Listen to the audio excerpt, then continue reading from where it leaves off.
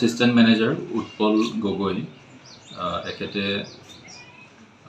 যিখিনি কালেকশ্যন কৰিলে গোটেইখিনি মানে ৰাজহ ডিপাৰ্টমেণ্টত কিছুমান ডিপ'জিট নকৰা আমি ধৰা পেলালোঁ। তাৰপিছত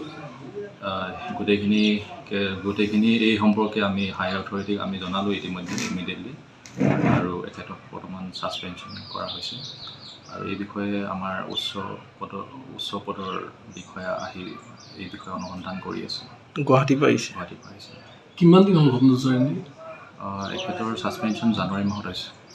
কিমান টকা এনে অনুমানিক কৰিলে? এইখিনি গোটেইখিনি অনুসন্ধান কৰাৰ পিছতহে গম পোৱা যাব কিমান হ'ব ইনভলভমেণ্ট। তেখেতে কিমান দিনৰ পৰা কৰি থকা বুলি এনেই গম পায় নেকি? এইটো 2024 মেজৰলি 2024 চনতে আমি দেখা পাইছোঁ। তেওঁ কেনেকৈ সুযোগ পালে সেইটো কৰিবলৈ? ডিমোটো এনেকুৱা হোৱা নাছিল আগত?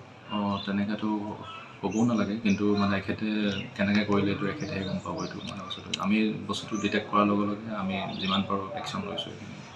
এতিয়া তেওঁ অফিচলৈ অহা যোৱা কৰিছে নেকি?